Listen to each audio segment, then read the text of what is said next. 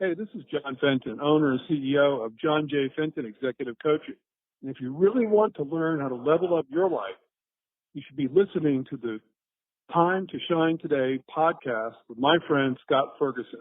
Hey there, Time to Shine Today squad. It's Scott Ferguson, and I have a fantastic interview with my friend John Fenton from John J. Fenton Executive Coaching. John comes from humble beginnings, but he also played football at the U. And the U is the University of Miami. Fantastic athlete, Tai Chi master, an Amazon bestseller, and he's going to drop some solid knowledge nuggets on how to level up your life, and especially if you work kind of in the executive world.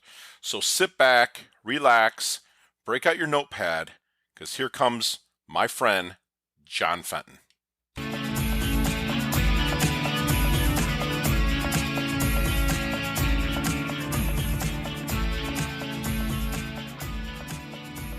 Hey, Time to Shine squad. It's Scott Ferguson here, and I am super uber stoked that I get to have a nice conversation and pass on his knowledge nuggets to you, the CEO Sensei John Fenton. A little bit about John. John helps CEOs and entrepreneurs improve their leadership skills and level up their success. There's that level up. We use that every day here.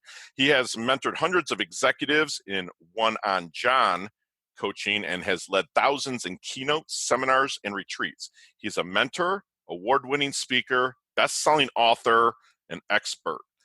Some have called him the CEO Sensei. Those are some serious credentials. And John, welcome to the show. And please tell us your favorite color and why. Hey, Scott, thanks so much. And it's just a great pleasure to be on your show today. My favorite color is blue, like a navy blue. And, it's interesting to ask why. So thinking about it, different colors have different resonance and different vibrational qualities. And what I've learned through we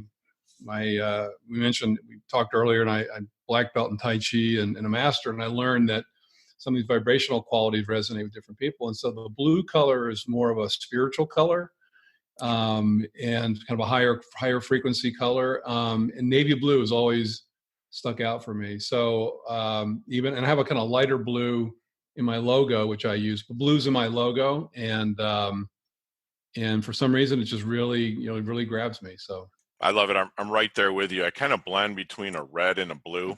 Sometimes I'll go red when I need to, but blue is I'm a water guy. I live here next to the ocean, so I love the blue as well. Tell us about the executive coaching at John J. Fenton and the origins of that.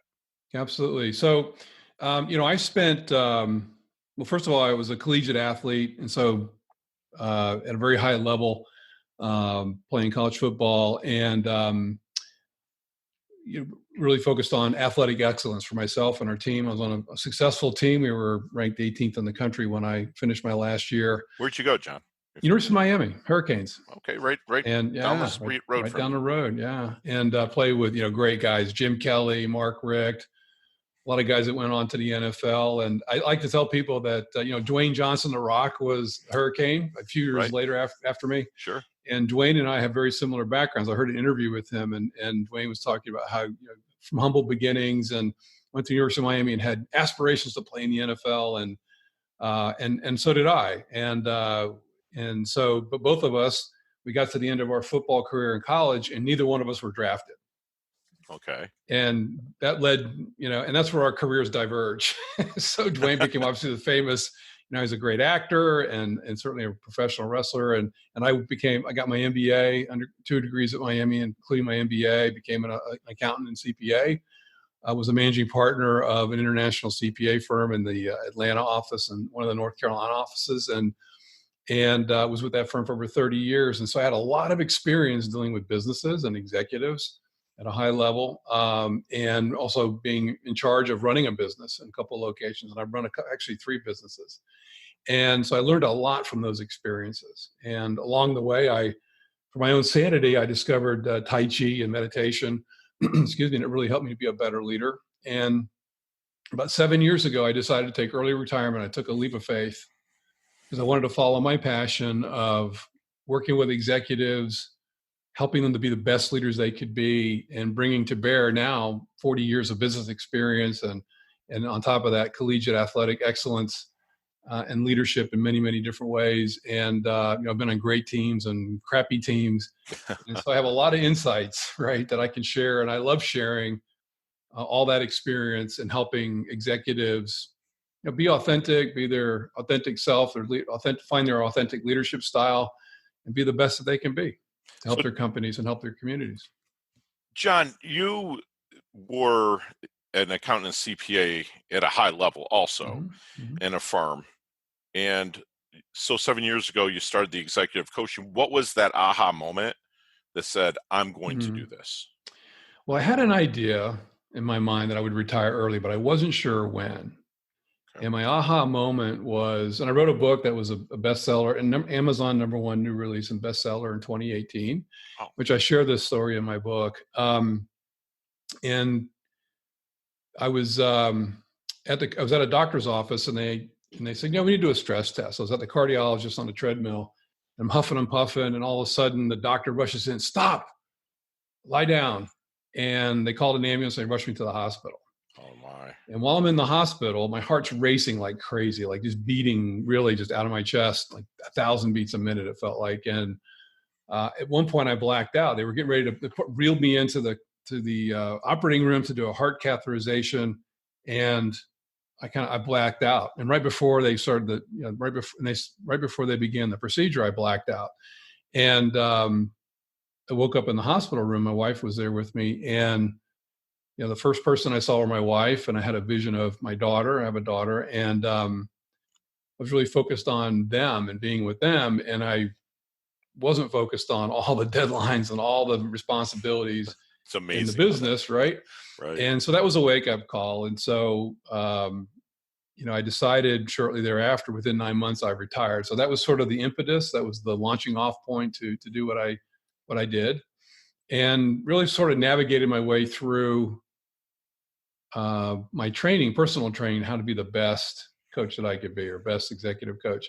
And I do one-on-one coaching, and I team building and work with corporations and their teams, as well as the one-on-one, as well as public speaking. And so I actually was asked to manage a yoga and Tai Chi center I did that for about a little over a year, and reopened it, stabilized it, built the business back up, and then it was sold to a third party, and decided that was not my path. My path was really being out in the community, working with executives one-on-one and their teams, and became a Vistage coach, Vistage chair. Vistage is an international organization, and learned a great deal from that, built a group, launched a group with that, and was successful, and decided again that my path was really to do what I do now, and to really focus on the human side of leadership, not so much the numbers. I mean, I'm a numbers guy, and some of my clients, I do, detailed goal setting and planning and strategic planning. And I have that ability from all my experience of being in the industry, in the public accounting, and meeting with and working with many companies. But I really focus on the human side of it, the human element, and looking at emotional IQ, leadership style, how the communication style, how they communicate, how they lead. And it gives me great pleasure to work with my clients, and I've received a lot of great affirmations during and after the fact from my clients. That's excellent. So it's been really just a lot of fun for me to do that.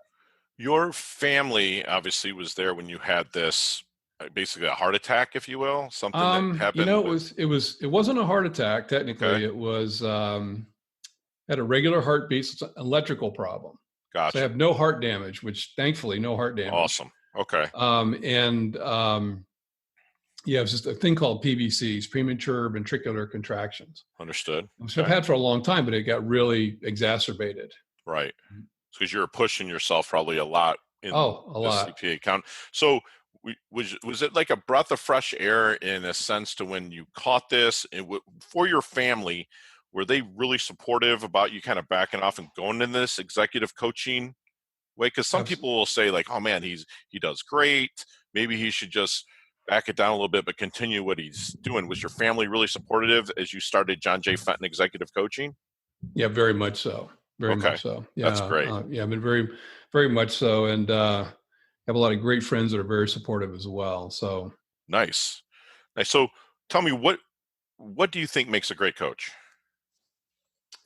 I think I'll speak from my own experience, right? So if I think back to like what I thought were great coaches, I saw a lot of it in athletic arena and also in business.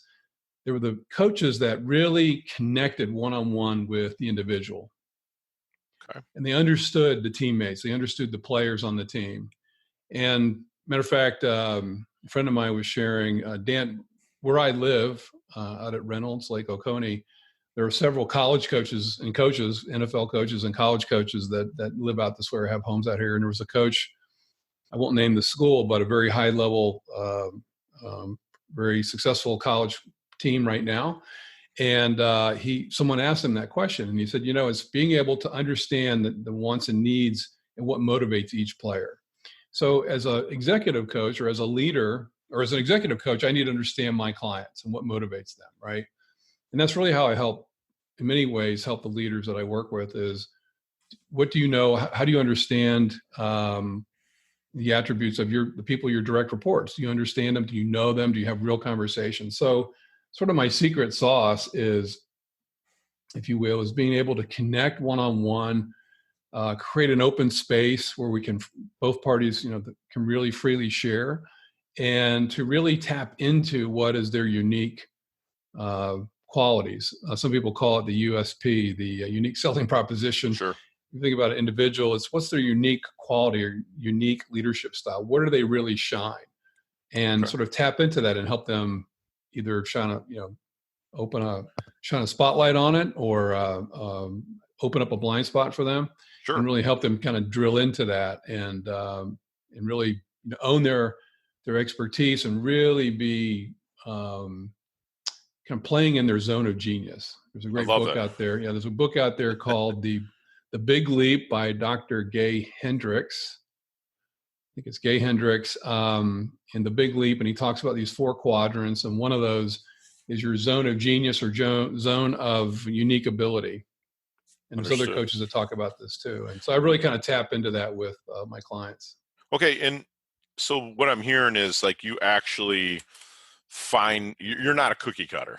You find and you dig and you dig and you create the open space, find the blind spots within each one of your clients. And did you ever find that some people, upon meeting them, they're just not going to be the right fit for you? Oh, absolutely. Yeah. Okay. And I will quickly, I will, nurture them and help them move on to someone else. But yeah, they've got to be really willing and able to open themselves up and to be honest. And whether I'm doing a presentation or one-on-one, I create a space of openness, vulnerability. And that's my style. When I give a talk, whether it's a 20-minute keynote or an hour or a full day workshop or whatever, the first thing I do is create a space with the group of openness. And so sharing and getting people to open up to create that sense of vulnerability, because from that vulnerability, some people think it's a weakness, it's really your strength. And from that place of vulnerability, you start to open up and the walls start to come down a little bit. And from that, you really learn a lot about yourself, and you learn a lot about the people you're with, and each person helps each other to grow in that situation. Excellent. So who would be, if I was at a networking event, press and flush, meeting people, and I was in a conversation with somebody, what are the key words that I would hear to refer them as a prospect or a possible referral? Oh, that's a great question. I think someone who, and I'm thinking of specifically my clients, so they're very successful people, but something just doesn't seem right. In they have that blind spot, right? There's a blind spot, and they're not quite sure what it is. Something's disturbing them, right? Sure. Some examples where a high-level executive wanted to be CEO, but there was, he had burned some bridges, relationships. So we focused on relationships, and he was able to secure. He ended up leaving that company, but secured a much higher level position, much more, doubled his income, moving to a larger organization because he understood where, I shined some light on some of his blind spots, and we worked together for a year. Others, it's they have specific goals and targets they want to meet, but they're not sure how to get to them. Others are entrepreneurs and they've been very successful, but they've kind of lost their mojo. They've kind of lost, why am I doing? What am I doing? What's my purpose? And what's my end game? And what's my result that I really want to achieve? And really just helping them to reevaluate what their purpose is in life and in their business, and how they can re-energize themselves. So re-energizing them, energizing them, giving them tools to engage more deeply, because quite honestly, business is all about relationships, all of it, whether it's customers, your employees, team members, and of course at home too, and in your personal life. And so helping them to engage more deeply and more effectively, and to empower them to really have their success and enjoy their success now, not waiting for some life event to come down the road. Love it. So let me ask you something. Because you played for Coach Schnell, right? Then? That's right. I had 3 head coaches. The last one was Coach Schnellenberger. That's right. Okay, gotcha. Yeah, because it was definitely a transition. It was a transitional period, right? Yeah. What would the John J. Fenton of today, if you could go back and talk to the 21-year-old John J. Fenton, what would you tell him? That's a great question. And I've thought a lot about this, actually. If I had to do it all over again, I had sort of like imposter syndrome as an athlete, right? And so here I was like a top 20 recruit in the state of Florida. I was, highly recruited, blue chip, all that stuff.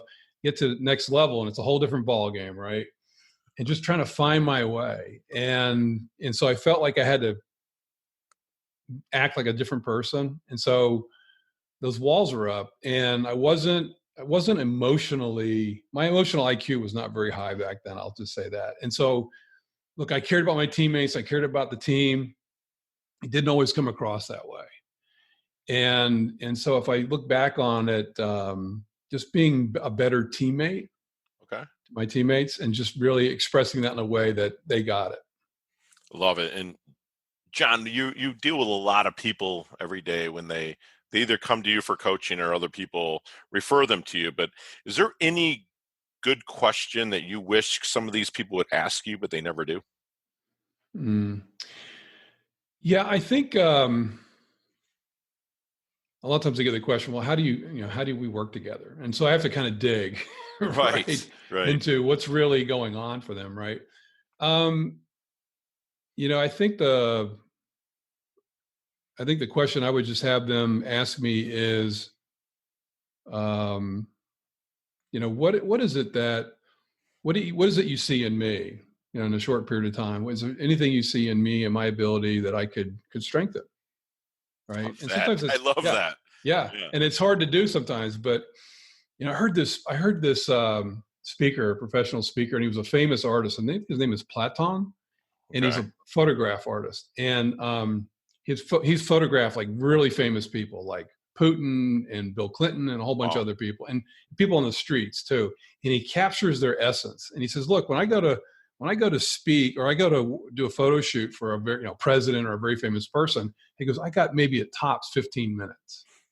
Right. So in 15 minutes, he has to capture the essence of that person in a very short time frame. And so he does that by opening up the conversation. He creates vulnerability, right? And I think that's really what I try to do very quickly, is to really open my ears. I let the person talk, and I listen a lot. Wow. Listen a great deal. Like my life depends on it, 2 ears and 1 mouth for a reason. That's what my mom used to always say, right? So with you being so you played with like Kozar, right? He got in there right after. It was Jim Kelly and Mark that's Richt, right, Jim Kelly. This was OJ Anderson, Otis Anderson, and a bunch of other guys. Yeah. Okay, so you played with the big studs. You ran a company, very high level. You are executive coach to some high level individuals, because to even come aboard, you want them to kind of be successful and look for blind spots. That's a big life already, but is there something bigger that you want? Yeah, I want to be recognized as an international leader or international expert in leadership and inspiration. I love that. You hear that, squad? He just came right back with an answer to a question that most people take forever to. And that's impressive, John. I appreciate you doing that. Hey, So let's take your cell phone out of it. Mm-hmm. What are 3 things in life you cannot live without? Cannot live without family. I think, excuse me, I get a little emotional when we, a lot of people believe they have, guardian angels. Like, I'm married to one. She's a very strong-willed woman, and been very helpful. And I'll share a little bit more for you. So Sure, please do. I had that event that was like 8 years ago, right, where I was blacked out. So in much more recent times, right after my book was launched in 2018, I was burning the candle at both ends and working really hard, and had some big goals for myself in 2018. And I was in a meeting with a client, and I just slumped forward. Oh. And he thought I was joking, and he tried to nudge me, and I didn't move. And they quickly got I was at a large multi-purpose facility out here where I live, and meeting facility, and have exercise and all that stuff there. And so they brought the fitness director, who's also the man in charge of the facility, brought him in very quickly. He got me on the floor, ripped open my shirt, and began administering CPR. I was not breathing. And this was 2018? Yeah. Wow. Yeah. Okay, go on. My heart had stopped pumping. He administered CPR for over 20 minutes, something like 25 minutes. And EMT showed up about 9 minutes into this. And during this process, they had an AED defibrillator machine on site, and they brought that into the room, and they hooked that up. And that went off 5 times to revive my heart. Wow. I was unconscious. Sure. My wife was in the same facility at the same time for a ladies' holiday. It was right before Christmas. It was like 2 weeks before Christmas, with a big meeting, big group of women in the community. And someone got her, brought her in, and she witnessed the whole thing. I was rushed to the hospital. They put me in a hypothermic coma. And I woke up a few days later, on a Saturday morning in ICU. And there's my wife and my daughter at my bedside. And I go, what happened? Now, I tell people ask me, I did not see any white lights, Right. I had this sense of trying to come back. I went, and a few weeks later, so anyways, no heart damage again. I've skipped all the heart attack stuff, went right to sudden cardiac arrest. The cardiologist told me it was less than a 5% chance of survival. Okay. I believe in providence. And the gentleman who was there, the director of that facility, had been a Lifelight EMT in his past, had administered CPR to over 100 people. And I went to see him, and I said, his name is Scott. I said, Scott, I just want to acknowledge you for not giving up on me. And he said, John, this is when he told me, I've administered this to over 100 people before. I'm expert in it. He said, I knew, I could tell you were fighting to get your breath back. And I wasn't going to give up on you. Sure. And he knew I was getting good circulation. And so, long story short, in May, I saw the cardiologist, and the irregular heartbeat, which is the condition I had previously, it got worse. That's all better. Nice. And I made my heart health my number one, I call it my breakthrough goal for 2019, and I achieved that in May. Nice. And so my wife was very strong, and she really rallied, and she was with me all the way. My daughter as well, very strong-willed individual and very focused and organized. And our community really pulled behind too. Our extended family and our community really prayed a great deal for me. Sure. And I believe in the power of prayer. I believe in connections and relationships and people around you, having good people around you. Absolutely. And positive energy from that. And also, I'm here for a reason. And this really, it's interesting. I wrote about that in my book, but this is even more severe recently, right? And it just brought home to me even more strongly my message to help executives to focus on what really matters most. I love it. You owe me 2 more, though. 2 more. What can't you live without? Yeah, sorry, long answer. No, you're fine. You're fine. I can't live without being outside. Okay. I love being in nature. We live in a great golf lake community, so I love to kayak. I love to play golf. I love to take hikes. And being outside and being outdoors, really just, I'll take a 2-mile walk. If I feel like I'm getting all kind of fuzzy and stressed out, I go take a 2-mile walk, That's awesome. Or I'll go to the gym and work out, but it's really being outside and enjoying that. And the third thing that I can't live without, I think it's just the sense of freedom to be able to create my life by my design, not Love by it. someone else's design. Love that. All right. All right. So we're going to move into what I call our level up lightning round. Okay. All right. So you and I could talk for 15, 20 minutes out of each one of these questions. Right. But you got 10 Keep seconds. it short. Got it. Okay. I got it. I'll be brief. All right, my man. You ready? Yeah. All right. What's the best level up advice you've ever received? Be present. Awesome. Share one of your personal habits that contributes to your success. Tai Chi and meditation, at least 5 minutes every day. Love it. That's phenomenal. Other than your website and, of course, Time to Shine Today, nice shameless plug, recommend to us another internet resource that people can go to level up their life. That you may go to. I'm sorry. Yeah. There's some great meditation apps out there, websites and people. I follow a lot of different people. I think Ray Dalio. Ray there Dalio. You go. Yeah. Yeah. Principles. Great book. Principles, very successful businessman. He also practices meditation. Love it.